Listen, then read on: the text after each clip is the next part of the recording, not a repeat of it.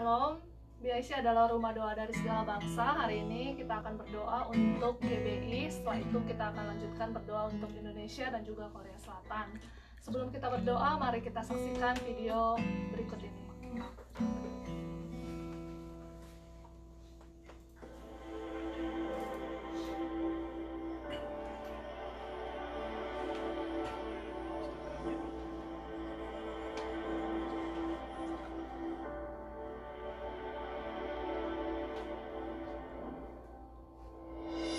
Gereja Betel Indonesia merupakan salah satu sinode gereja-gereja di Indonesia di bawah naungan Persatuan Gereja-Gereja Indonesia atau PGI. Gereja Betel Indonesia atau GBI didirikan pada tahun 1970 oleh Pendeta H.L. Sendu dan teman-temannya di Sukabumi, Jawa Barat. Saat ini dengan anugerah Tuhan, GBI telah memiliki ribuan cabang gereja dan jutaan jemaat tersebar dari Indonesia sampai ke bangsa-bangsa. GBI terus mengalami perkembangan dan hadir bukan hanya sebagai gereja Pentakosta karismatik terbesar di Indonesia atau gereja aras nasional, tetapi telah menjadi gereja internasional yang tersebar di seluruh dunia. Mari berdoa, di era Pentakosta ketiga ini, GBI dan cabang-cabangnya terus dipakai sebagai katalisator bagi terjadinya transformasi atas satu daerah, kota, dan bangsa, bahkan bangsa-bangsa. Apa yang menjadi visi dan misi dari GBI tergenapi. Bangkitlah GBI, menjadi teranglah, sebab terangmu datang dan kemuliaan Tuhan terbit atasmu. Amin.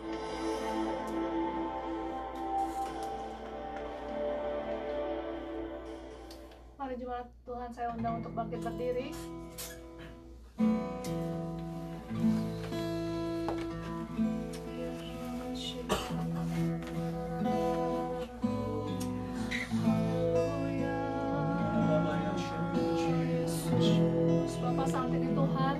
Kami bersatu hati Tuhan, kami mau memberkati Tuhan gereja kami Tuhan, gereja Betel Indonesia Tuhan. Biarlah gerejamu ini Tuhan menjadi gereja Tuhan yang boleh semakin diberkati Tuhan, menjadi blessing untuk bangsa-bangsa Tuhan. Tuhan, apa yang menjadi visi dan misi yang telah Kau tetapkan Tuhan pada hati pemimpin Tuhan GBI saat ini Tuhan, Dr. Rubin Adi Abraham Tuhan, biarlah Tuhan Kau yang terus Tuhan kerjakan keselamatan-Mu Tuhan melalui gereja ini Tuhan, supaya di era Pentakosta yang ketiga ini Tuhan, gereja ini Tuhan boleh menjadi Tuhan gereja Tuhan yang menjadi saluran transformasi Tuhan untuk bangsa-bangsa Tuhan, yang menjangkau lebih lagi Tuhan banyak jiwa Tuhan untuk kemuliaan nama-Mu Tuhan. Tuhan, kami berdoa Tuhan untuk seluruh Tuhan cabang-cabang Tuhan GBI yang ada Tuhan, bahkan di pedesaan Tuhan, di kota Tuhan, dan di bangsa-bangsa Tuhan. Biarlah Tuhan boleh mengalami Tuhan pertumbuhan Tuhan, boleh mengalami multiplikasi Tuhan dalam Engkau Tuhan, boleh menjangkau jiwa-jiwa Tuhan lebih lagi Tuhan untuk kemuliaan nama-Mu Tuhan. Terima kasih Tuhan, Kau yang selalu Tuhan berikan Tuhan kerendahan hati juga Tuhan untuk hamba-hamba-Mu Tuhan yang ada Tuhan, yang menjadi pengurus Tuhan di GBI ini Tuhan. Biarlah apa yang menjadi isi hati-Mu Tuhan, apa yang menjadi kehendak-Mu Tuhan, itu yang mereka kerjakan Tuhan. Diberkatilah GBI Tuhan, diberkatilah GBI Tuhan menjadi berkat untuk bangsa-bangsa Tuhan. Kami juga berdoa Tuhan untuk bangsa kami Tuhan, bangsa Indonesia Tuhan. Tuhan, biarlah anugerah-Mu atas bangsa kami lebih lagi Tuhan. Tuhan, dengan pemerintahan yang baru Tuhan, yang sudah terbentuk Tuhan, biarlah Engkau yang memimpin ya Roh Kudus. Apa yang menjadi Tuhan kehendak-Mu atas Indonesia itu Tuhan boleh terjadi Tuhan. Saatnya Indonesia bangkit dan menjadi terang Tuhan, yang dihormati oleh bangsa-bangsa lain Tuhan. Indonesia menjadi bangsa Tuhan yang diberkati Tuhan, bahkan yang menjadi blessing Tuhan untuk bangsa-bangsa lain Tuhan. Berkati pemerintahan yang ada Tuhan, politik Tuhan, perekonomian Tuhan. Biarlah Tuhan semuanya Tuhan boleh berjalan dengan baik Tuhan, boleh terus Tuhan memajukan bangsa kami Tuhan. Biarlah juga Tuhan persatuan juga boleh terus ada di tengah-tengah bangsa kami Tuhan. Bangsa kami Tuhan boleh terus bersatu Tuhan, boleh saling mengasihi Tuhan. Yang lain Tuhan mengutamakan Tuhan lebih Tuhan daripada Tuhan rasnya, agamanya Tuhan sendiri Tuhan. Terima kasih Tuhan. Kami juga berdoa Tuhan supaya pertolongan-Mu juga Tuhan ada untuk bangsa kami Tuhan, secara khusus Tuhan untuk wabah corona Tuhan yang sudah ada Tuhan. Kami mohon anugerah-Mu Tuhan untuk bangsa kami Tuhan. Biarlah Tuhan hal ini tidak membuat bangsa kami Tuhan menjadi takut dan panik Tuhan, tapi biarlah damai sejahtera-Mu boleh tetap ada atas bangsa kami Tuhan. Kami berdoa Tuhan untuk pasien yang sudah terinfeksi Tuhan, biarlah anugerah-Mu Tuhan boleh menyembuhkan Tuhan dalam nama Tuhan Yesus. Dan biarlah virus ini tidak menyebar Tuhan lagi Tuhan di Indonesia Tuhan, tapi boleh Tuhan dipulihkan Tuhan, boleh disembuhkan Tuhan orang-orang yang sudah terinfeksi Tuhan.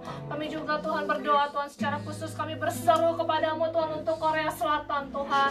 Tuhan kami mohon anugerah-Mu Tuhan. Shalom Korea Selatan Tuhan. Secara khusus berdoa untuk kota Daegu Tuhan, yang saat ini Tuhan masih mengalami pertambahan Tuhan pasien Tuhan yang terinfeksi corona Tuhan. Kami mohon anugerah-Mu untuk kota Daegu Tuhan. Biarlah Tuhan belas kasihan-Mu Tuhan boleh lebih lagi Tuhan untuk kota ini Tuhan. Kami berdoa untuk tenaga medis yang ada Tuhan.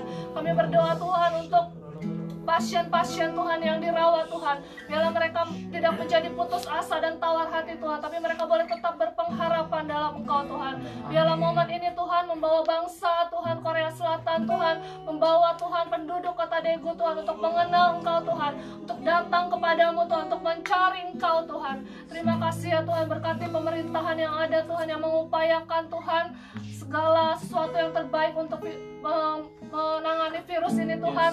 Biar Tuhan yang memberikan hikmat dan kekuatan Tuhan. Terima kasih Tuhan, diberkatilah Korea Tuhan Selatan Tuhan, diberkatilah juga kota Seoul Tuhan sebagai ibu kota Tuhan, diberkatilah juga Korea Utara Tuhan. Biar Korea Selatan juga boleh memperkenalkan Kristus kepada bangsa Korea Utara Tuhan. Terima kasih Tuhan, dalam nama Tuhan Yesus kami berdoa dan mengucap syukur Tuhan, amin. Kita akan mendengarkan Pastor Meset dari Bapak rohani kita, Bapak Niko Notora Harjo. Mari kita saksikan video berikut ini.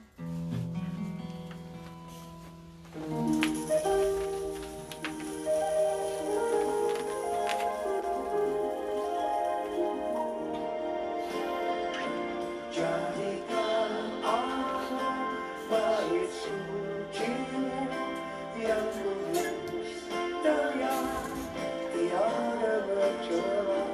Jadikan aku rumah doamu bagi keselamatan bangsaku, bagi keselamatan bangsaku, bagi keselamatan bangsaku.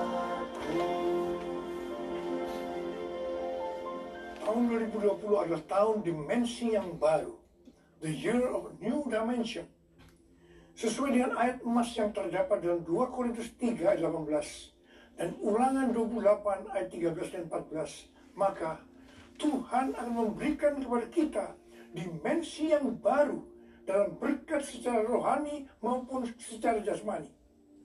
Kalau dimensi berkat secara rohani semakin besar, artinya kemuliaan Tuhan yang ada di dalam kita semakin besar. Karena kita semakin serupa dengan gambar Yesus, maka dimensi berkat secara jasmani akan semakin besar. Kita akan menjadi kepala, bukan ekor. Kita akan tetap naik dan bukan turun. Dalam kitab Hagai, Tuhan menegur bangsa Israel karena mereka sibuk membangun rumahnya sendiri, sibuk dengan urusan rumahnya sendiri, dan membiarkan rumah Tuhan terbengkalai. Akibatnya, keadaan bangsa Israel tidak baik. Mereka menabur banyak, tetapi membawa pulang hasil sedikit. Mereka makan, tetapi tidak sampai kenyang. Mereka minum, tetapi tidak sampai puas. Mereka mendapat upah, tetapi tidak pernah cukup, karena seperti ditaruh di dalam pundi-pundi yang berlubang. Banyak pengeluaran-pengeluaran yang tidak terduga terjadi. Tuhan berkata kepada mereka, bangun rumah Tuhan, bangun rumah Tuhan, maka kamu akan diberkati.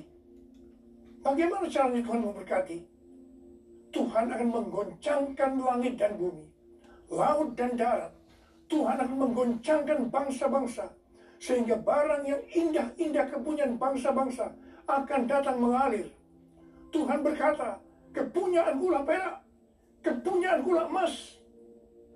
Sekarang teguran seperti ini juga ditujukan kepada kita. Tuhan menegur kepada kita agar kita membangun rumah Tuhan. Artinya membangun kerohanian kita. Kita harus makin serupa dengan gambar Yesus.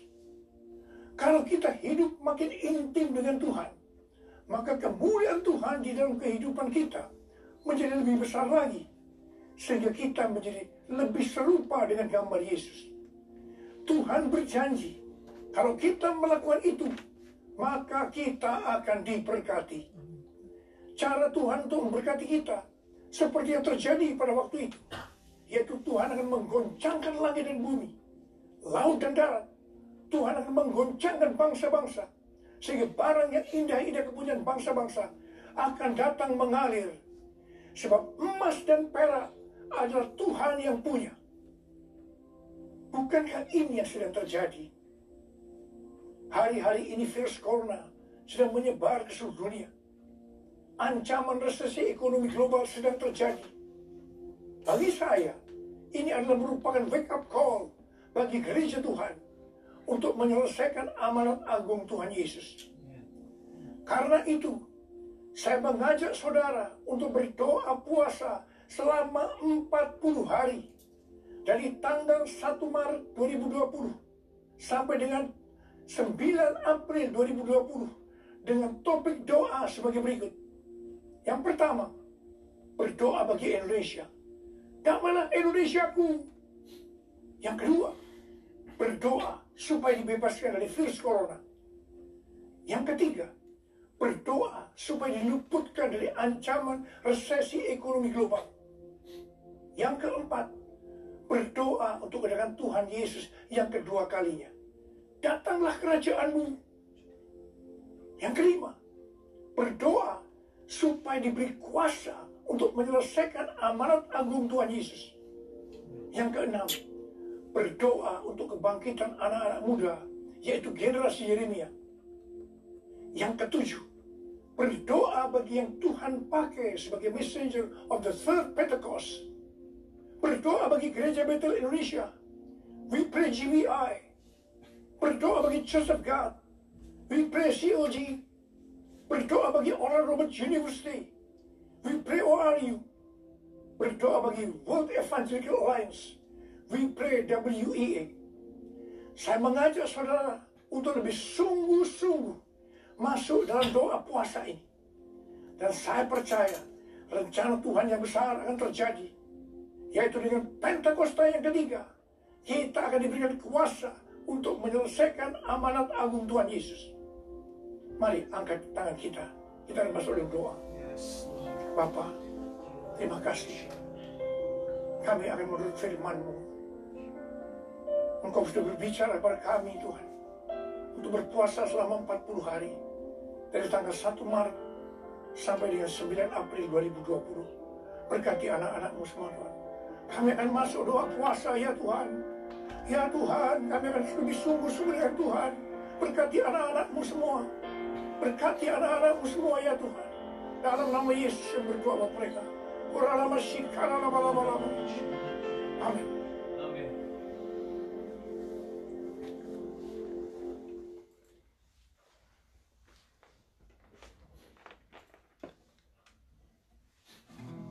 Mari kita siapkan hati kita untuk menyembah Tuhan.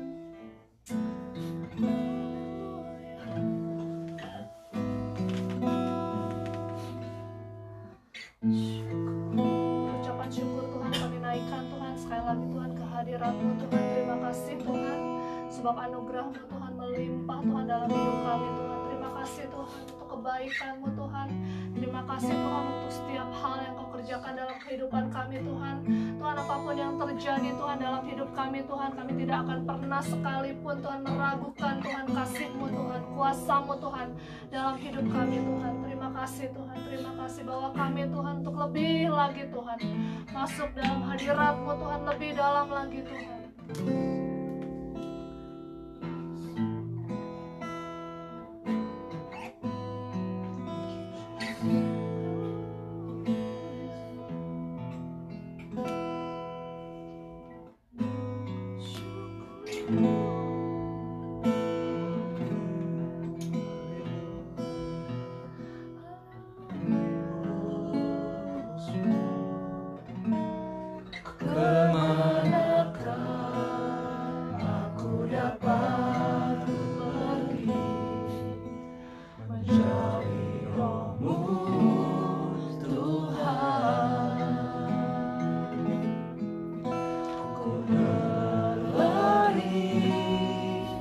mendaki ke langit, namun Engkau ada di sana. Aku terbang dengan sayap wajah, diam di ujung bumi, namun tanganmu menuntunku selalu, bawaku mendekat padamu.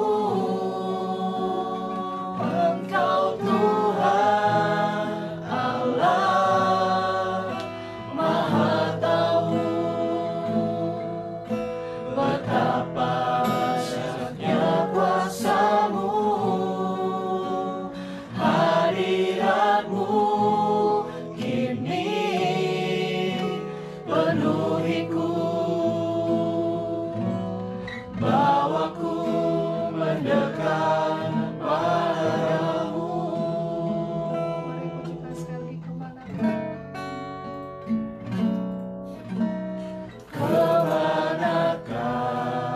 aku dapat pergi, menjauhi Roh-Mu Tuhan.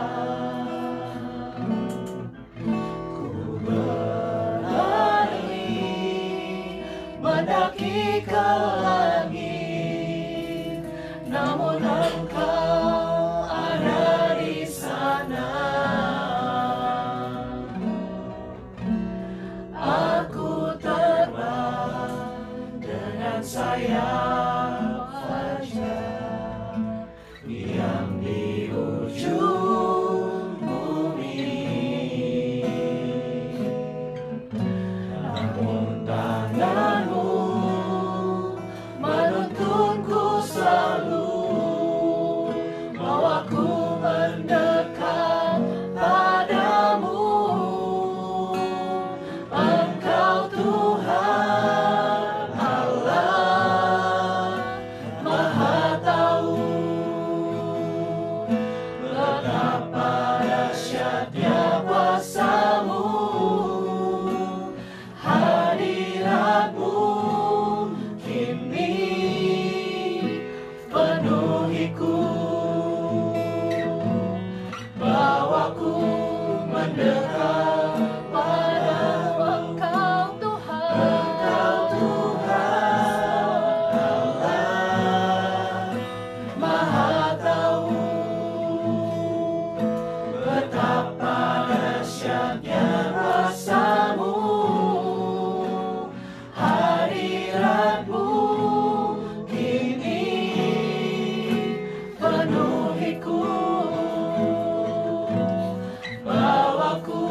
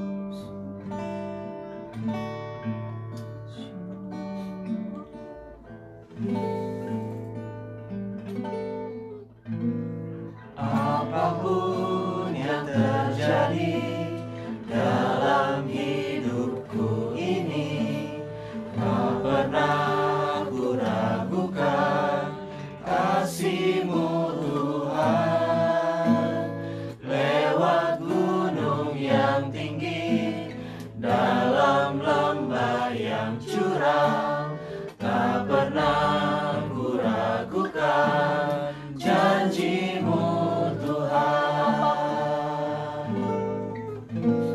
Apapun yang terjadi dalam hidupku ini, tak pernah ku ragukan kasih-Mu Tuhan. Lewat gunung yang tinggi, dalam lembah yang curam, tak pernah ku ragukan janji-Mu Tuhan. Kau berfirman dan sembuhkanku, Kau bersabda dan selamatkanku. Tiada yang mustahil bagimu, Yesus, ku percaya padamu. Sekali lagi katakan, apapun yang terjadi, apapun yang terjadi dalam hidupku ini, tak pernah ku ragukan kasih-Mu Tuhan. Lewat gunung yang tinggi, dalam lembah yang curam, tak pernah ku ragukan janji-Mu Tuhan. Kau berfirman dan sembuhkanku, Kau bersabda dan selamatkanku. Tiada yang mustahil bagimu, Yesus, ku percaya padamu. Kau berfirman dan sembuhkanku, Kau bersabda dan selamatkanku. Tiada yang mustahil bagimu, Yesus, ku percaya padamu. Kau berfirman dan sembuhkanku, Kau bersabda dan selamatkanku. Tiada yang mustahil bagimu, Yesus, ku percaya padamu. Tiada yang mustahil, tiada yang mustahil bagimu, Yesus, ku percaya padamu. Sekali lagi, tiada yang mustahil, tiada yang mustahil bagimu, Yesus, ku percaya padamu. Mari sembah Dia.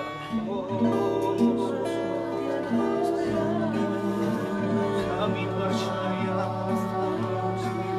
tiada yang mustahil bagimu, Tuhan.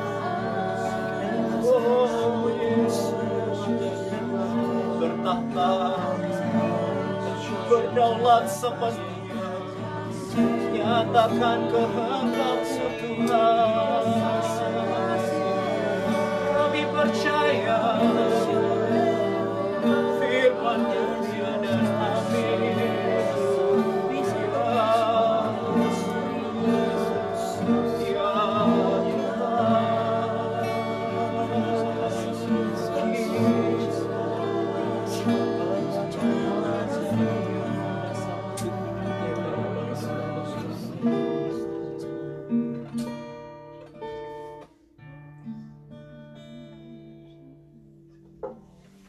kami menanti-nantikan Engkau Tuhan.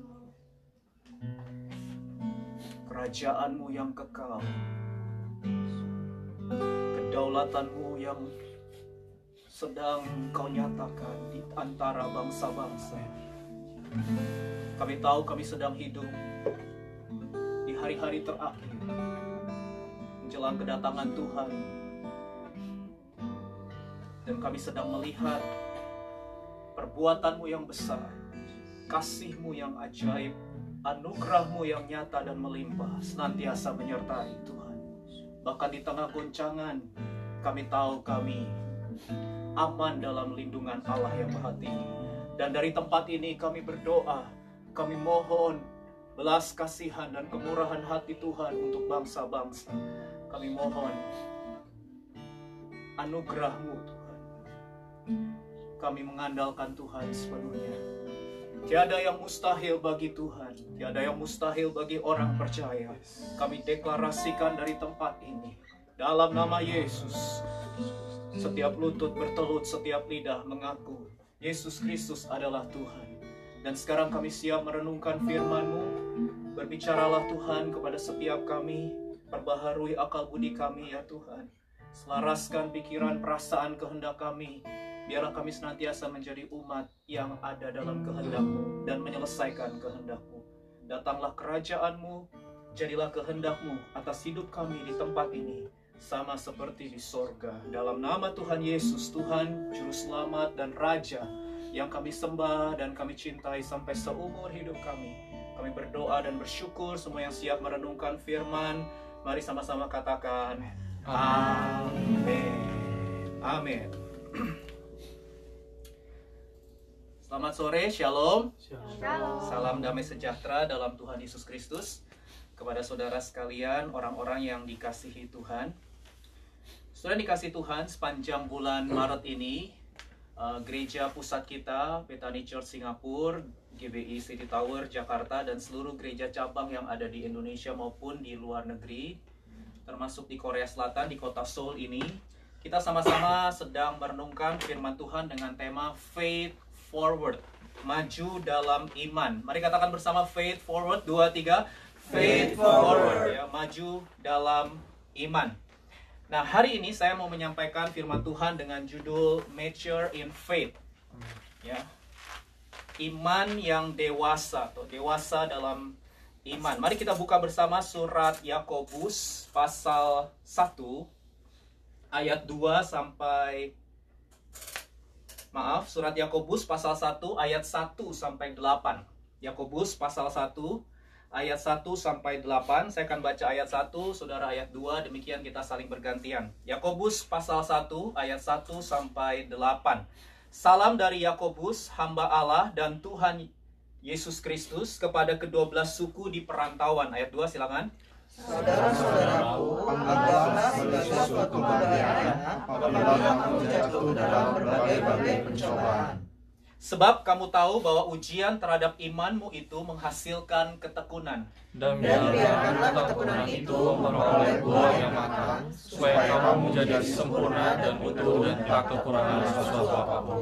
Tapi apabila di antara kamu ada yang kekurangan hikmat, hendaklah ia memintakannya kepada Allah, yang memberikan kepada semua orang dengan murah hati dan dengan tidak membangkit-bangkit. Maka hal itu akan diberikan kepadanya. Hendaklah ia memintanya dalam iman, dan sama sekali jangan bimbang, sebab orang yang bimbang sama dengan gelombang laut, yang diombang-ambingkan kian kemari oleh angin. Orang yang demikian, janganlah mengira bahwa ia akan menerima sesuatu dari Tuhan. Sebab orang yang berdua hati tidak akan tenang dalam hidupnya. Amin. Mari siapkan catatan saudara, karena kita semua adalah murid Tuhan Yesus, dan salah satu tanggung jawab murid Yesus adalah belajar, ya, belajar kebenaran firman. Dengan kita mencatat firman, itu artinya kita serius dengan firman. Dengan kita mencatat firman, itu artinya kita menghormati firman. Dan dengan kita mencatat firman, itu artinya kita sungguh-sungguh mau merenungkan, kita mau melakukan, kita mau memperkatakan, mendoakan, dan membagikan firman itu kepada orang lain.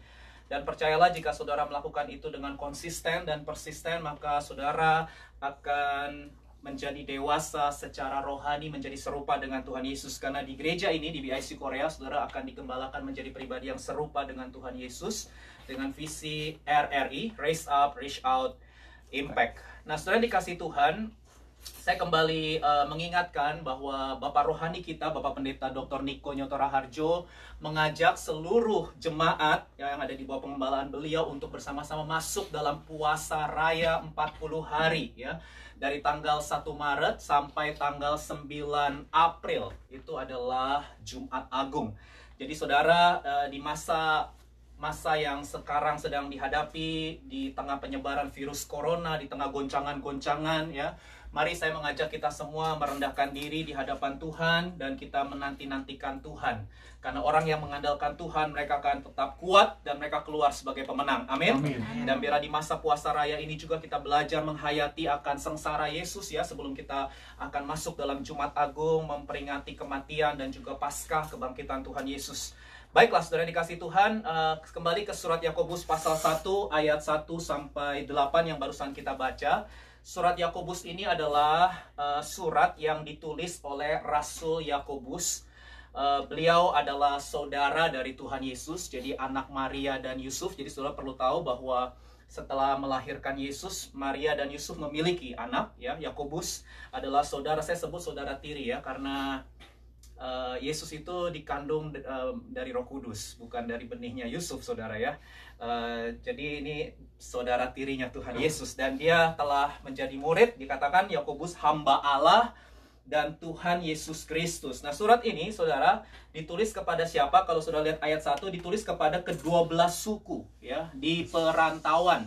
Jadi 12 suku ini artinya ini surat ditulis kepada orang-orang Israel, ya, suku-suku Yahudi. Kita tahu Israel 12 suku, dan mereka adalah orang-orang Kristen, saudara. Jadi Kristen Yahudi, ya, Kristen Yahudi, orang-orang Yahudi yang menerima Yesus sebagai Tuhan dan Juru Selamat secara pribadi. Dan mereka ada di mana? Mereka ada di perantauan, ya. Jadi mereka ada di luar Israel, ya, atau di luar Palestina. Mereka ada di perantauan. Nah, saudara, di perantauan orang-orang Kristen Yahudi ini mengalami masa sulit. Mereka mengalami masa yang sukar, ya. Mereka mengalami penderitaan, penganiayaan, ya. Yakobus pakai istilah pencobaan, ya, pencobaan. Pencobaan itu maksudnya adalah masa-masa yang sulit, saudara. Kenapa? Karena sebagai orang-orang Yahudi, mereka tinggal di negara non-Yahudi, mereka mengalami penolakan, saudara, dari orang-orang non-Yahudi. Beberapa dari mereka diperlakukan secara tidak adil. Mereka bekerja di tempat orang-orang kaya, dan orang-orang kaya non-Yahudi, mereka melakukan penindasan, sehingga orang-orang Kristen Yahudi ini mengalami kesusahan, saudara. Jadi kalau saudara baca surat Yakobus ini memang ditujukan kepada mereka yang sedang mengalami masa yang sukar. Belum lagi juga mereka punya konflik di antara jemaat, ketidakdewasaan, dan lain sebagainya. Sudah bisa lihat di pasal-pasal berikutnya. Tapi saya akan bahas khusus pasal 1 saja. Nah, di pasal 1 atau di pasal pertama ini, Yakobus mengajarkan sebuah prinsip yang penting, saudara, bahwa orang yang memiliki iman yang dewasa pasti punya respon yang benar pada saat menghadapi pencobaan. Saya ulangi. Orang yang memiliki iman yang dewasa pasti punya respon yang benar. Katakan respon yang benar. Respon yang benar. Pada saat menghadapi pencobaan. Nah, apa itu pencobaan? Saudara, sekali lagi, pencobaan dalam konteks di sini, ya, kurang lebih problem, ya, masalah, masa-masa sukar, masa-masa sulit. Atau kalau saya boleh pakai bahasa saya sendiri, ketika kenyataan tidak sesuai dengan harapan. Itu bahasa saya, ya. Ketika kenyataan hidup yang kita alami itu tidak sama dengan harapan kita, ya. Kita semua punya harapan, betul? Kita semua punya ekspektasi, ya. Tapi kenyataannya beda. Itu problem, ya. Itu pencobaan. Contoh, kita semua berharap semua orang kalau bicara sama kita, kalau berperilaku sama kita, kita berharap semua orang berbicara dan berperilaku yang baik. Tapi kenyataannya ada 1-2 orang yang berbicara dan berperilaku nggak baik sama kita. Halo, betul? Ya. Kita berharap bisa segera punya pasangan hidup, ya, bisa segera punya pacar, bisa segera menikah gitu karena usia. tapi kenyataannya sampai sekarang belum ada pacar, belum ada pasangan hidup, belum bisa menikah. Itu problem loh. Ya, betul? Atau sudah punya pasangan, sudah punya pacar, ya, tapi belum bisa menikah karena orang tua belum setuju. Itu juga problem. Atau yang sudah menikah berharap punya anak, tapi kenyataannya belum punya anak. Itu problem. Atau yang sudah punya anak, anaknya dia berharap anaknya soleh, ya, anak baik, anak alim, ya, anak saleh, tapi anaknya malah nakal gitu. Itu problem nggak bagi keluarga-keluarga yang sudah punya anak? Jadi semua kehidupan, saudara, ya, saya sebut semua musim, ya, setiap musim kehidupan itu punya problemnya masing-masing, saudara, ya. Kadang banyak juga orang-orang Kristen, orang-orang percaya yang punya ekspektasi kalau mereka udah rajin ke gereja, ya, kalau mereka udah rajin berdoa, mereka setia memberi persembahan, mereka melayani, mereka alim, ya, alim. Jadi nggak macem-macem gitu maksudnya, ya. Kalau alim pasti harusnya jalan hidupnya lurus, ya, mulus, lancar gitu, ya. Tapi kenyataannya enggak gitu. Betul nggak? Halo? Ya, betul. Kita harus akui bahwa itu realita, kan sampai ada lagunya, terkadang apa yang kubayangkan tak seperti kenyataan, gitu, ya. Kekecewaan dan keputusasaan gitu. Nah, saudara dikasih Tuhan, hari ini kita mau membahas bagaimana nih respon kita sebagai orang beriman. Saudara semua orang beriman? Amin. Semua orang beriman, ya. Saudara adalah orang-orang yang percaya Yesus sebagai Tuhan Juru Selamat. Saudara menerima Yesus sebagai Tuhan Juru Selamat. Saudara telah memberi diri dibaptis, yang memproklamasikan kematian kebangkitan Yesus. Kita semua orang beriman. Tapi saudara harus tahu bahwa sebagai orang beriman pun kita menghadapi masa-masa sulit. Halo? Sebagai orang beriman kita pun menghadapi yang namanya pencobaan, ya. Itu sebabnya Rasul Yakobus menuliskan surat ini kepada orang-orang beriman, orang-orang Kristen Yahudi, saudara. Nah, hari ini kita akan belajar 2 respon yang benar atau 2 bukti dari iman yang dewasa. Saya percaya kita semua mau iman kita iman yang dewasa. Amin. Berapa banyak dari saudara yang mau punya iman yang dewasa? Lambaikan tangan. Wow, perhatikan firman Tuhan. Ada 2 prinsip kebenaran firman yang hari ini mau saya sampaikan melalui surat Yakobus ini. Bagaimana sih ketika kita nih orang beriman menghadapi kenyataan yang nggak sesuai harapan, ya? Ketika kenyataan beda dengan harapan atau ekspektasi kita, bagaimana respon kita? Yang pertama, diajarkan oleh firman Tuhan, respon kita adalah bersukacita di dalam Tuhan. Katakan bersukacita dalam Tuhan. 2, 3. Bersukacita dalam Tuhan. Dalam Tuhan. Rejoice in the Lord. Ya. Coba kita lihat ayat 2. Yakobus pasal 1 ayat 2. Kita baca bersama. 2, 3. Saudara-saudaraku, anggaplah sebagai suatu kebahagiaan apabila kamu jatuh ke dalam berbagai-bagai pencobaan. Dalam bahasa Inggris, dear brothers and sisters, when troubles of any kind, nggak cuma satu, berbagai macam, ya, any kind come your way, consider it an opportunity for great joy. Wow, great joy. Apa itu artinya? Sukacita yang besar. Saudara, ini sebuah kebenaran firman Tuhan yang mungkin kontroversial. Karena biasanya kalau di masa-masa sulit, di masa-masa sukar, harusnya kita bersedih. Harusnya kita marah, harusnya kita kelam.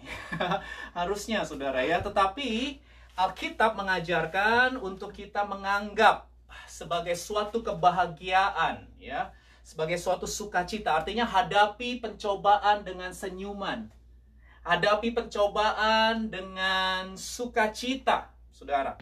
Nah, kata anggaplah itu artinya, kalau menurut saya, anggaplah sebagai suatu kebahagiaan. Anggaplah itu artinya kita dengan sengaja, ya, mengubah pikiran kita.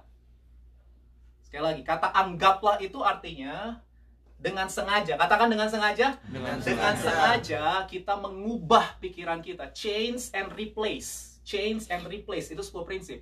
Dengan sengaja kita mengubah pikiran perasaan kita dari pikiran sedih, marah, kecewa, pahit, ya, karena kenyataan yang tidak kita terima, gitu. Nggak sesuai ekspektasi soalnya, nggak sesuai dengan harapan, kan pasti sedih dong. Pasti marah, ya. Orang Kristen boleh sedih nggak? Boleh. Orang Kristen boleh marah nggak? Boleh. Tapi jangan terus-menerus sedih. Jangan terus-menerus marah. Kita harus mendisiplin pikiran dan perasaan kita. Filipi 4 ayat 8. Jadi pikirkanlah semua yang benar, semua yang suci, semua yang adil, semua yang sedap didengar dan patut dipuji. Pikirkanlah semuanya itu. Berarti harus dengan sengaja ambil keputusan setiap hari. Ya, harus dengan sengaja mengambil keputusan setiap hari untuk mengubah pikiran sedih, marah, kecewa menjadi memikirkan kebaikan Tuhan, anugerah Tuhan, janji Tuhan, firman Tuhan, dan tentunya maksud Tuhan atas semua kenyataan yang harus kita alami. Kenapa sih kita harus mengganti pikiran sedih, marah, kecewa itu dengan memikirkan kebaikan Tuhan, anugerah Tuhan, janji Tuhan, firman Tuhan? Kenapa sih? Coba saya tanya Evan, kenapa kita harus mengubah, Van? Kenapa harus bersuka cita di tengah kesukaran, di tengah masa sulit?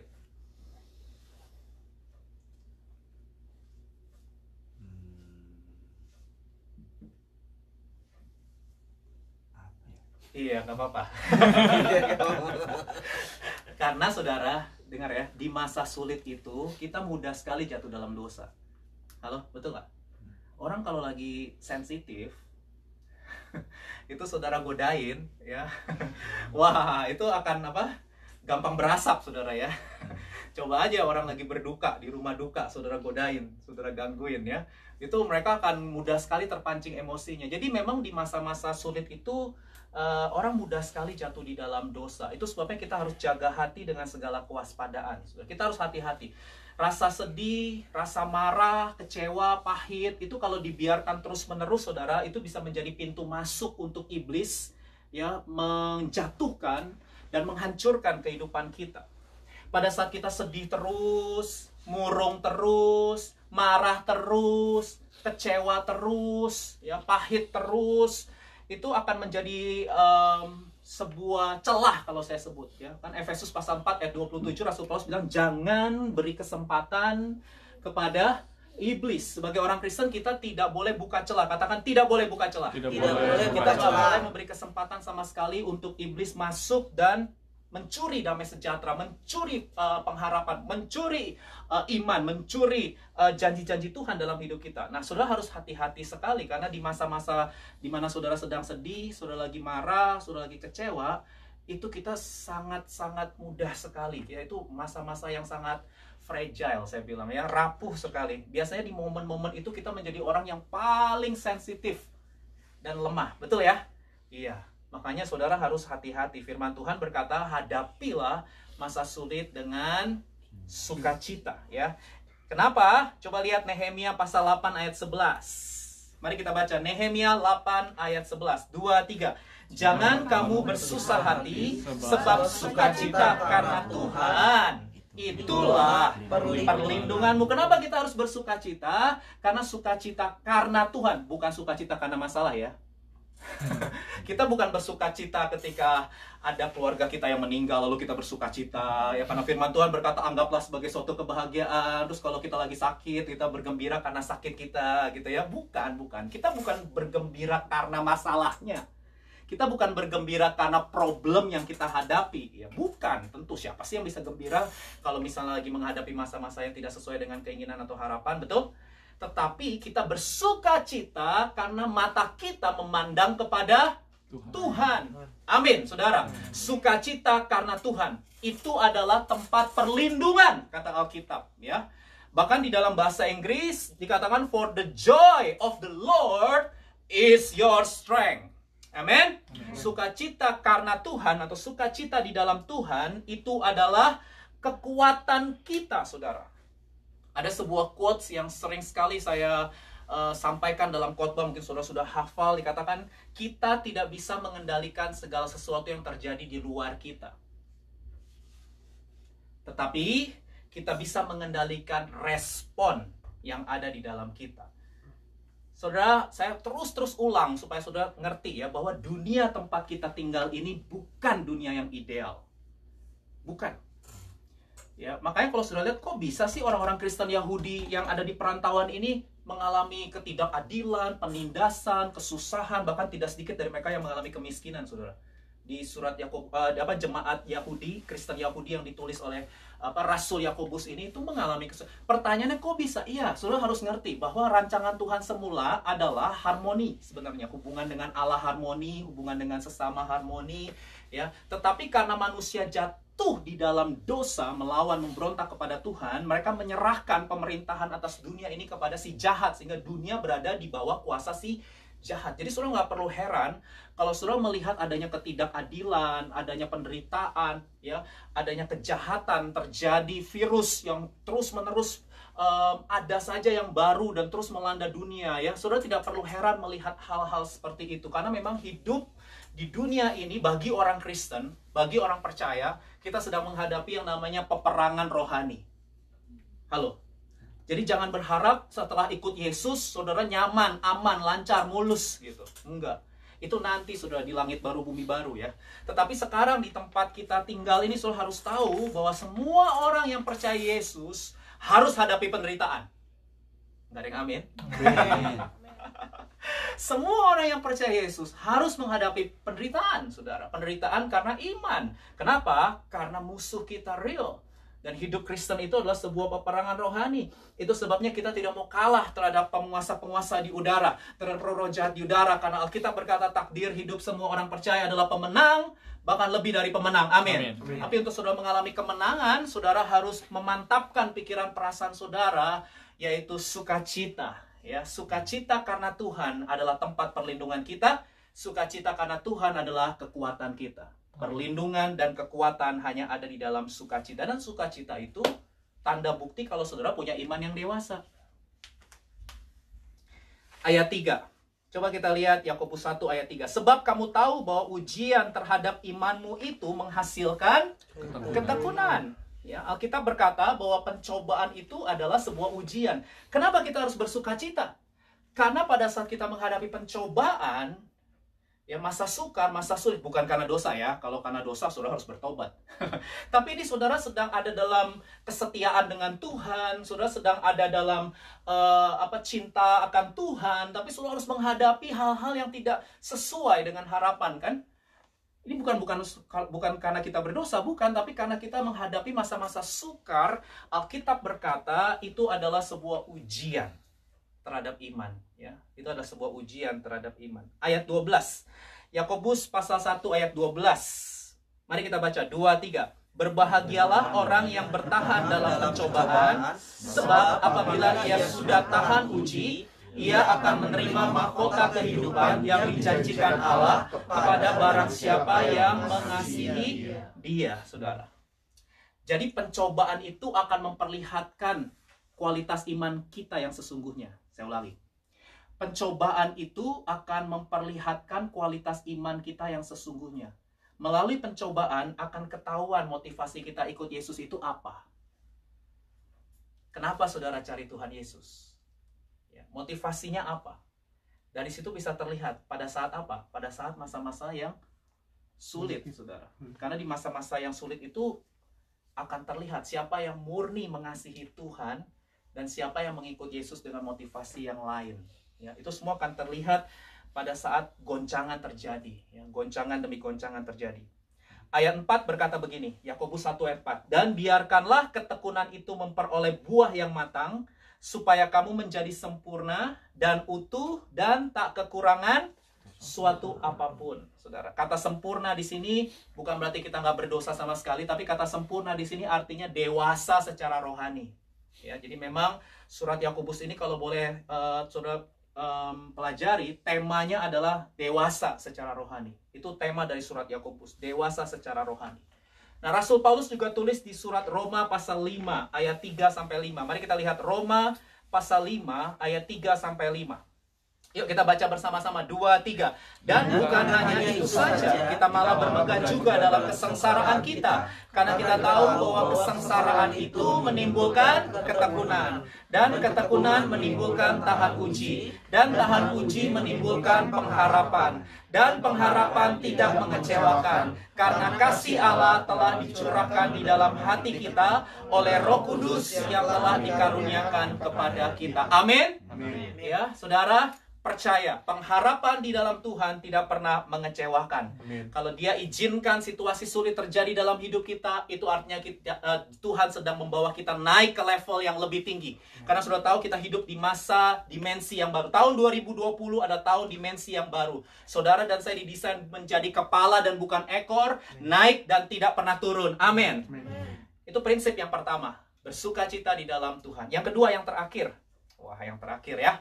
Yang kedua, yang terakhir, saudara. Bagaimana kita bisa tahu iman yang dewasa itu? Iman yang dewasa itu cirinya apa? Buktinya apa? Yang kedua, bersandar pada hikmat Tuhan. Katakan bersandar pada hikmat Tuhan. 2, 3. Bersandar pada hikmat Tuhan. Yakobus pasal 1 ayat 5. Tetapi apabila di antara kamu ada yang kekurangan hikmat, hendaklah ia memintakannya kepada Allah. Tadi rejoice, yang kedua request sekarang ya. Yang memberikan kepada semua orang dengan murah hati dan dengan tidak membangkit-bangkit. Maka hal itu akan diberikan kepadanya. Bukti kedua dari iman yang dewasa adalah bersandar pada hikmat Tuhan. Satu-satunya yang kuandalkan, satu-satunya yang ku percaya, Engkau sumber kekuatan, ya, sumber pengharapan, sumber kedamaian, dan seterusnya. Saudara, iman yang dewasa itu adalah iman yang mengandalkan Tuhan, yang bersandar hanya pada hikmat Tuhan. Ya, percayalah kepada Tuhan dengan segenap hatimu. Janganlah bersandar kepada pengertianmu sendiri. Akuilah Tuhan dalam segala lakumu, maka Ia akan meluruskan jalanmu. Amsal pasal 3 ayat 5-6. Saudara, memang gini, kalau kita sedang menghadapi masa-masa yang sulit, itu biasanya ambiar kita, ya. Istilahnya Didi Kempot. Istilahnya Didi Kempot tuh ambiar. Apa ya? Chongsing Opso, apa ya? Hilang akal sehatku, ya. Hilang akal sehatku, bengong gitu. Iya nggak sih? Ya. Ya, kita tuh kalau lagi menghadapi hal-hal yang tidak bisa kita prediksi, saudara ya. Kita punya prediksi nih ya, begini gitu ya. Tahu-tahu kejadiannya beda jauh dengan prediksi kita gitu ya. Itu biasanya kita ngeblank. Oh ya, ngeblank maksud saya. Saya mau ngomong ngeblank, jadi ambiar. Ngeblank, kita tuh ngeblank, saudara, ngeblank. Gak tahu apa yang harus kita lakukan, betul ya? Gak tahu. Dan saudara kalau lagi dalam situasi itu jangan ambil keputusan apa-apa ya. Kalau lagi ngeblank, jangan ambil keputusan apa-apa. Kuasai diri dulu, ya, jadilah tenang, baru ambil keputusan. Karena orang kalau lagi ngeblank, saudara ambil keputusan, aduh, salah. Keputusannya salah. Ya. Itu sebabnya Alkitab bilang harus berdoa, minta hikmat kepada Tuhan. Itu kan orang kalau lagi menghadapi masa sulit itu kan nano-nano rasanya, manis, asam, asin ya. Itu berdiam diri saja, menjadi tenang, kemudian berdoa. Katakan berdoa. Berdoa. Minta hikmat Tuhan. Apa sih hikmat? Ya, saya pakai bahasa saya sendiri ya. Hikmat itu adalah kemampuan untuk memahami kehendak Allah dalam hidup kita. Hikmat itu adalah kemampuan untuk memahami kehendak Allah dalam hidup kita. Jadi pada saat kita berdoa meminta hikmat kepada Tuhan, percayalah, Tuhan pasti membuka mata hati kita menjadi terang. Saya sebut dengan spiritual insight. Itu saya sebut. Itu ada lagunya Pak Weliar Kaum 7 yang dulu tak ku mengerti, sekarang kau buat mengerti. Kau singkapkan mataku dengan kasih-Mu yang tak pernah ku pikirkan. Sungguh kau telah sediakan Kau curahkan berkat-Mu limpah dalam hidupku. Ya. Open the eyes of my heart, Lord. I want to see you, to see the will of God. Untuk melihat kehendak Tuhan, saudara. Tuhan akan membuka mata hati kita menjadi terang sehingga kita bisa mengambil keputusan yang tepat pada waktu yang tepat. Ya, ada istilah bahasa Inggrisnya tuh. The right man at the right place, doing the right thing at the right time. Ya, betul ya. Ya, itu dia hikmat, saudara. The right man at the right place, doing the right thing at the right time. Itulah orang yang berhikmat. Ya, orang yang berhikmat, saudara. Nah, jujur memang kita harus mengakui seringkali kenapa sih kita suka jatuh, terjebak dalam perangkap tipu muslihat iblis. Iblis itu tipu muslihat, lihai, saudara ya. Itu karena kita memang tidak bersandar pada hikmat Tuhan. Sehingga kita jadi dodol. Jadi oon. Lawannya bijaksana apa? Bodoh. Ya, bebal, betul ya? Ya, seringkali saya juga begitu. Kita seringkali bersandar pada pengertian sendiri, sotoy gitu ya. Akhirnya apa? Kita jadi nggak berhikmat dalam hidup ini. Pada saat seharusnya kita bilang iya, kita malah bilang tidak. Pada saat seharusnya kita bilang tidak, kita malah bilang iya. Pada saat seharusnya kita diam, kita malah bicara. Pada saat kita harusnya bicara, kita malah diam. Pada saat kita harusnya membuka pintu, kita malah tutup pintu. Pada saat kita harusnya menutup pintu, kita malah buka pintu. Betul? Pada saat seharusnya kita tidak usah memperhatikan, kita perhatikan.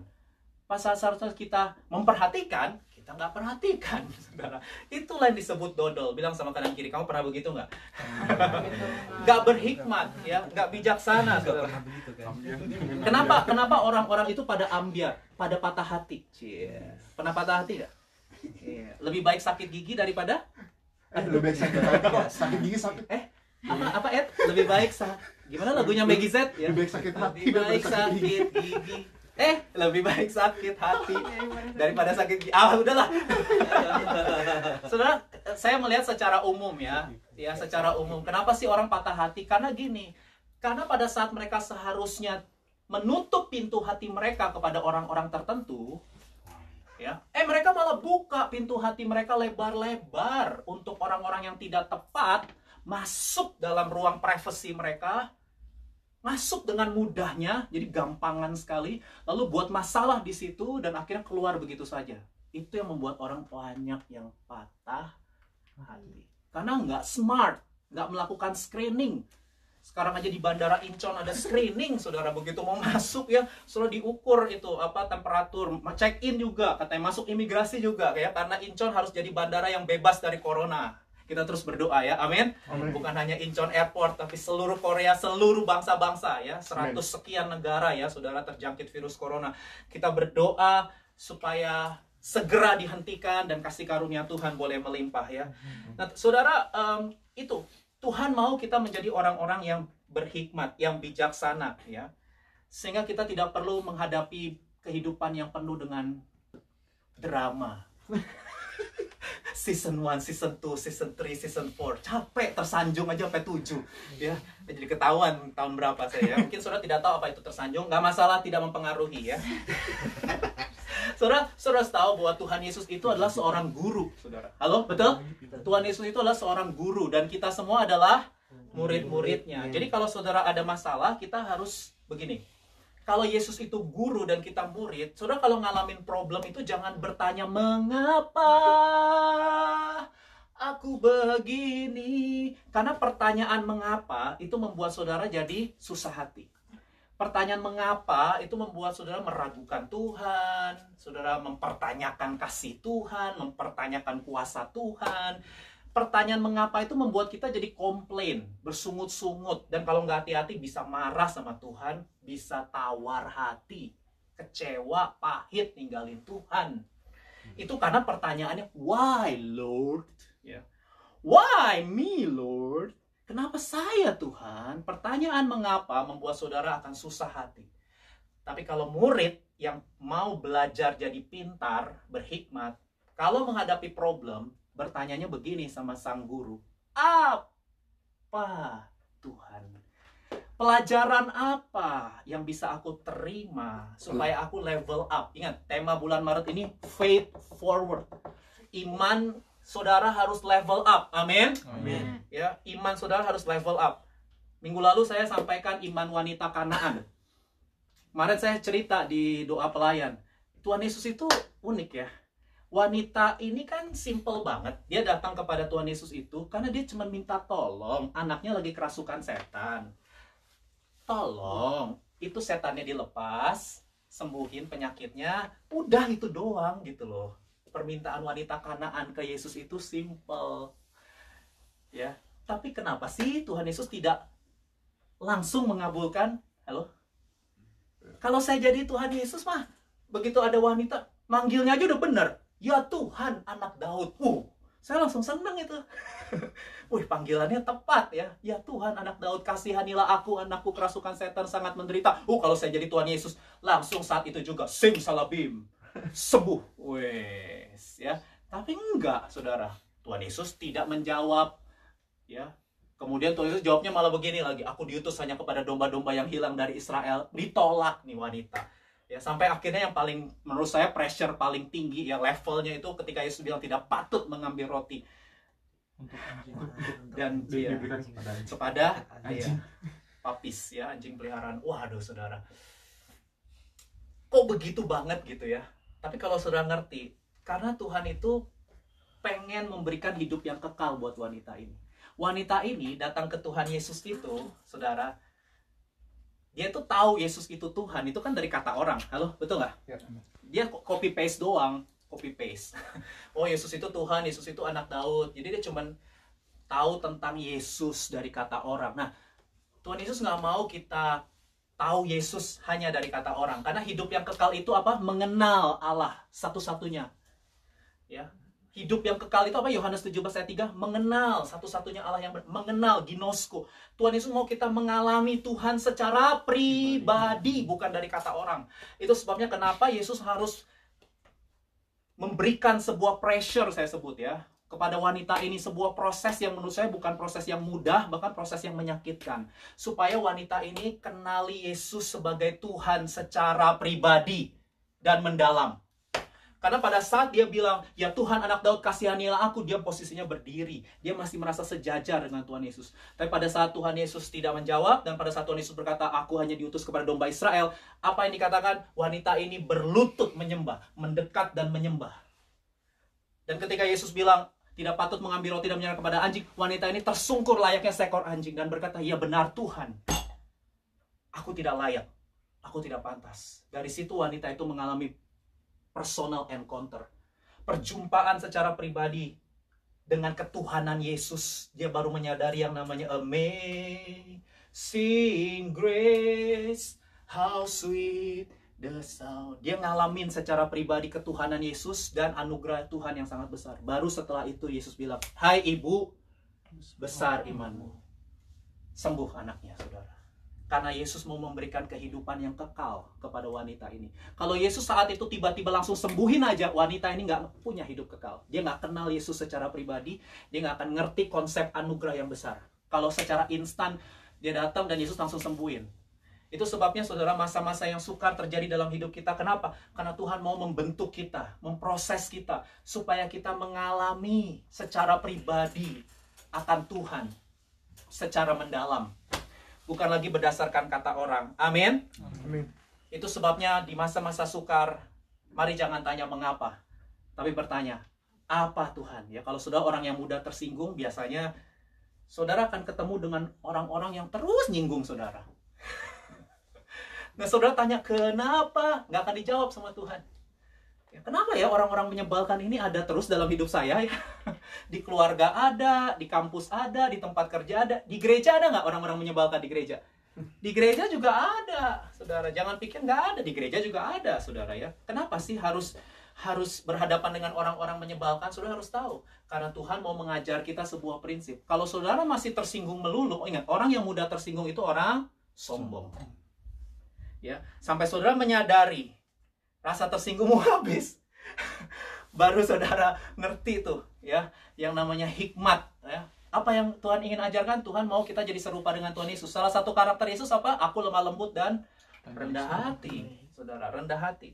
Itu sebabnya Tuhan tidak pernah salah ya. Ketika Tuhan percayakan kita, mengizinkan kita hal-hal apapun terjadi, percayalah Dia turut bekerja untuk mendatangkan kebaikan. Ya. Ada sebuah puisi, saya mau baca puisi ini yang saya kutip dari Google, saudara ya. Judulnya Doaku Terjawab. Aku minta kekuatan agar aku mendapat. Ia memberi aku kelemahan agar aku taat. Aku minta kuasa agar aku dipuji-puji orang. Ia membuatku lemah agar aku selalu bergantung kepadanya. Aku minta segala sesuatu agar aku menikmati kehidupan.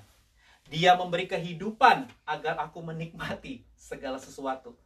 Aku tidak selalu memperoleh apa yang aku inginkan. Aku tidak selalu memperoleh apa yang aku minta. Aku tidak selalu memperoleh apa yang aku harapkan. Tapi doaku selalu dijawab oleh Tuhan. Karena Tuhan itu jauh lebih tahu yang terbaik buat hidup kita. Jalan Tuhan lebih tinggi dari jalan kita. Amin. Pikiran Tuhan lebih tinggi dari pikiran kita. Karena Dia adalah yang awal, Dia adalah yang akhir. Dia tahu awal hidup kita dari akhir, Dia tahu akhir hidup kita dari sejak awal. Karena Dia dulu ada, sekarang ada, besok ada, tidak pernah tidak ada, Dia selalu ada. Dia Tuhan yang kekal, saudara. Itu sebabnya belajarlah untuk percaya kepada Tuhan. Apapun yang terjadi, ya, tiada yang mustahil, kita percaya.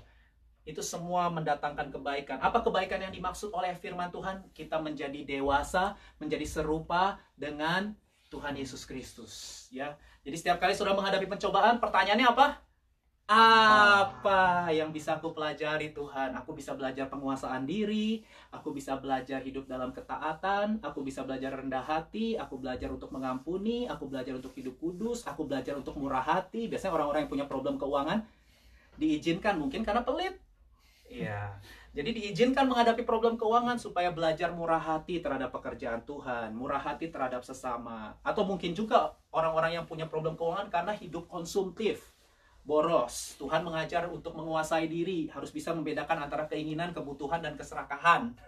Harus bisa ngatur prioritas, ya. Ya, problem keuangan itu baik supaya kita belajar, ya. Karena kebanyakan orang-orang terjebak dalam problem keuangan karena nggak bisa nahan nafsu. Ya, semua mau dibeli, ya. Utang sana, utang sini untuk gaya hidup, lifestyle. Hati-hati dengan lifestyle. Ya, kita terus upgrade semuanya sehingga akhirnya kita nggak pernah punya tabungan, kita nggak punya investasi untuk masa depan, apa saja, saudara. Itu sebabnya Alkitab berkata tadi di ayat 6-8, mintalah hikmat dalam iman, jangan bimbang sama sekali, sebab orang yang mendua hati tidak akan tenang hidupnya. Ya, artinya kita harus firm, katakan firm. Ya, kita harus teguh. Mata kita harus tertuju kepada Tuhan. Jangan bimbang, ya, karena orang yang bimbang tidak akan pernah tenang hidupnya. Kamera itu kan harus fokus, ya, betul ya Ed ya? Kalau nggak fokus, blur. Ya, hidup saudara kalau nggak fokus sama Tuhan Yesus, blur. Ya, blur hidup saudara. Itu sebabnya lagu Turn Your Eyes Upon Jesus. Ya, arahkan matamu hanya tertuju kepada Yesus. Efesus 4 ayat 14 dikatakan gini, sehingga kita bukan lagi anak-anak yang diombang-ambingkan oleh rupa-rupa angin pengajaran, oleh permainan palsu manusia dan kelicikan mereka yang menyesatkan. Ya, kita harus punya dasar yang benar, ya. Mata kita harus tertuju kepada Yesus sehingga kita tidak gampang diombang-ambingkan dengan angin pengajaran manusia. Hari ini saya menyampaikan dua firman Tuhan. Yang pertama, saudara, iman yang dewasa itu adalah bersukacita di dalam Tuhan, bersukacita karena Tuhan. Yang kedua adalah bersandar pada hikmat Tuhan. Amin. Untuk firman Tuhan. Keep winning. Mari kita ambil waktu teduh sejenak, saudara.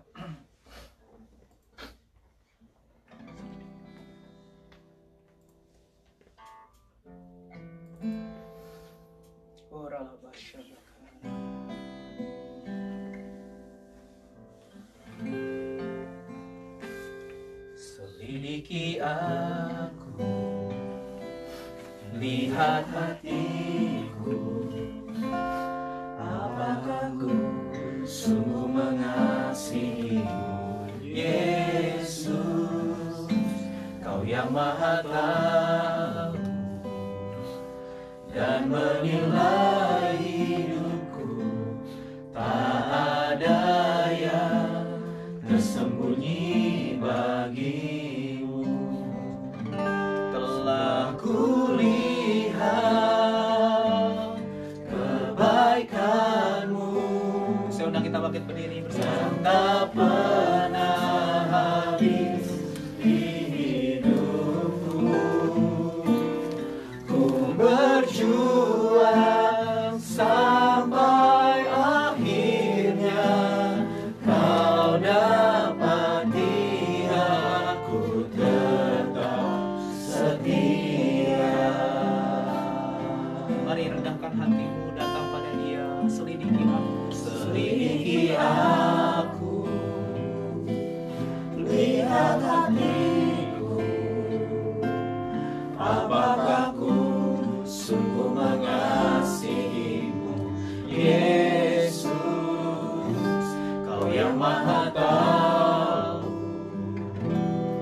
dan menilai hidupku.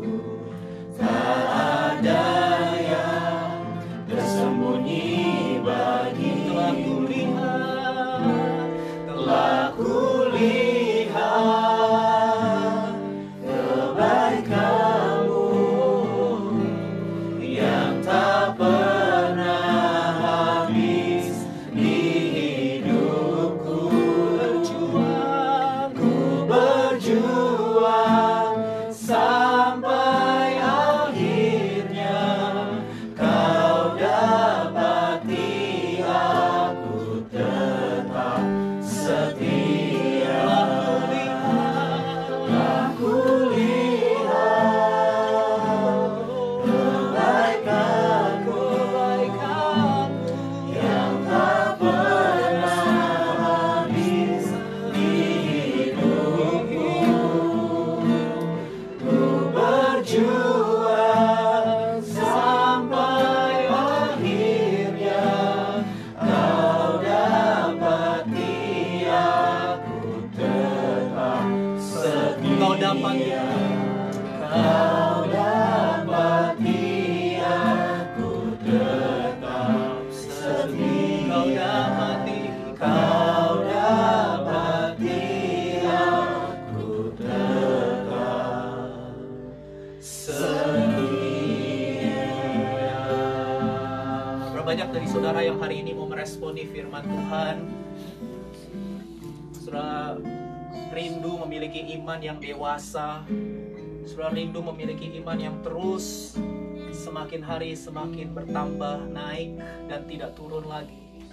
Saudara mau menyenangkan hati Tuhan. Saudara mau memuliakan Tuhan. Saudara rindu hidup saudara sungguh-sungguh selaras dengan kehendak Tuhan. Mari taruh tangan kanan saudara di dada, saya akan berdoa buat saudara. Bapa, hamba berdoa untuk setiap orang yang menaruh tangan kanan mereka di dada, dimanapun mereka berada Tuhan. Kami mengambil keputusan hari ini Tuhan. Kami mau memiliki iman yang dewasa Tuhan. Karena kami mau menyenangkan-Mu Tuhan. Kami mau memuliakan-Mu Tuhan. Kami mengasihi-Mu Tuhan. Kami rindu hidup kami jadi berkat bagi banyak orang Tuhan. Tidak hanya memikirkan kepentingan diri kami sendiri, tapi kami rindu hidup kami jadi saluran berkat bagi banyak orang. Oleh karena itu Tuhan, biarlah kasih karunia-Mu memampukan setiap kami untuk memiliki respon yang benar pada saat kami menghadapi masa-masa yang sulit. Tuhan, kami minta perkenanan anugerah supaya kami bisa tetap mengambil keputusan bersukacita karena Tuhan, bersukacita di dalam Tuhan. Karena pencobaan merupakan ujian dari iman yang akan menghasilkan ketekunan, tahan uji. Sehingga kami bisa terus mengalami kedewasaan secara rohani menjadi serupa dengan Tuhan Yesus. Dan kami mau terus bersandar pada hikmat Tuhan. Sehingga kami bisa mengambil keputusan-keputusan yang tepat berkaitan dengan hidup kami. Dan kami percaya Allah, Engkau sedang membawa kami semua untuk sungguh-sungguh menjadi orang-orang yang berada dalam pusat kehendak-Mu Tuhan. Bahkan di tengah goncangan ini kami semua keluar sebagai pemenang, bahkan lebih dari pemenang. Kasih karunia menguatkan dan meneguhkan sehingga tidak ada satu orang pun yang menjadi tawar hati. Tidak ada satu orang pun yang kehilangan pengharapan. Bahkan di tengah goncangan yang sedang terjadi saat-saat ini, kami tetap punya pengharapan di dalam Tuhan. Dan pengharapan kami di dalam Tuhan tidak pernah mengecewakan. Karena Engkau turut bekerja dalam segala sesuatu untuk mendatangkan kebaikan supaya kami serupa dengan Yesus dan kami mengalami kehidupan yang kekal. Terima kasih Tuhan. Kami bersyukur untuk ibadah di hari ini. Kami bersyukur untuk orang-orang yang sudah melayani. Dan sebentar kami pulang, kami rindu terima berkat dari Tuhan. Mari buka hati, tengadahkan kedua belah tangan saudara dan terimalah berkat dari Tuhan kita. Tuhan memberkati engkau dan melindungi engkau. Tuhan menyinari engkau dengan wajahnya dan memberi engkau kasih karunia. Tuhan menghadapkan wajahnya kepadamu dan memberi engkau damai sejahtera. Pulanglah, kasihilah Tuhan Allahmu dengan segenap hati, jiwa, kekuatan, dan akal budimu. Dan kasihilah sesamamu manusia seperti dirimu sendiri. Mulai dari sekarang sampai Maranatha, datanglah segera ya Tuhan Yesus. Kami semua merindukanmu dalam nama Yesus. Semua yang mau punya iman yang dewasa, sama-sama katakan amin. Amin. God bless you. Keep winning. Haleluya.